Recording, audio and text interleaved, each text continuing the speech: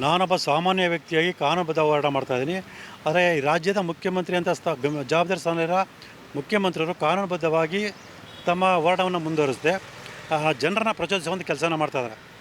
ಅವರು ಮುಖ್ಯಮಂತ್ರಿ ಆಗೋಕ್ಕಿಂತ ಮುಂಚೆ ವಕೀಲರಾಗೋದ ನಂತರ ಅವರಿಗೆ ಕಾನೂನು ಬಗ್ಗೆ ಚೆನ್ನಾಗಿ ಗೊತ್ತಿದೆ.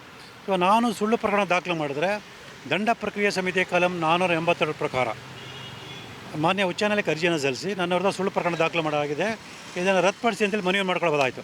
ಆದರೆ ಇವತ್ತವರೆಗೂ ಅದು ಯಾವುದೇ ರೀತಿಯ ಒಂದು ಪ್ರಯತ್ನವನ್ನು ಮಾಡಿಲ್ಲ. ಯಾಕೆ ಅಂತ ಹೇಳಿದ್ರೆ ಈಗಾಗಲೇ ಮಾನ್ಯ ಉಚ್ಚ ನ್ಯಾಯಾಲಯಕ್ಕೆ ಒಂದು ರಿಟ್ ಅರ್ಜಿಯನ್ನು ಸಲ್ಲಿಸಿ ಮುಖಭಂಗಕ್ಕೊಳಗಾಗಿರೋಲ್ಲ, ಮತ್ತೊಮ್ಮೆ ಅರ್ಜಿಯನ್ನು ಸಲ್ಲಿಸಿ ಮತ್ತಷ್ಟು ಮುಖಭಂಗ ಒಳಗಾಗಬಾರ್ದು ಅನ್ನೋ ಹಿನ್ನೆಲೆಯಲ್ಲಿ ಅವರ ಅರ್ಜಿಯನ್ನು ಸಲ್ಲಿಸೋಕ್ಕಿಲ್ಲ.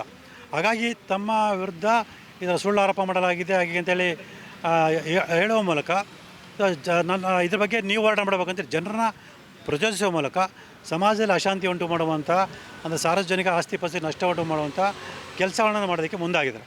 ಸೊ ಇದು ರಾಜ್ಯ ಜನತೆ ಚೆನ್ನಾಗಿ ಗಮನಿಸ್ತಾ ಇದ್ದಾರೆ. ಇಡೀ ರಾಜ್ಯ ಜನಕ್ಕೆ ಗೊತ್ತಾಗಿದೆ ಸಿದ್ದರಾಮಯ್ಯ ಅವರು ಏನು ಅಪರಾಧ ಕೃತ್ಯ ಮಾಡಿದ್ರು ಅಂತೇಳಿ. ಸೊ ಈ ನೆಲೆಯಲ್ಲಿ ಅವ್ರ ಪ್ರಚೋದನೆಗೆ ಯಾರೂ ಒಳಗಾಗ್ತಿಲ್ಲ.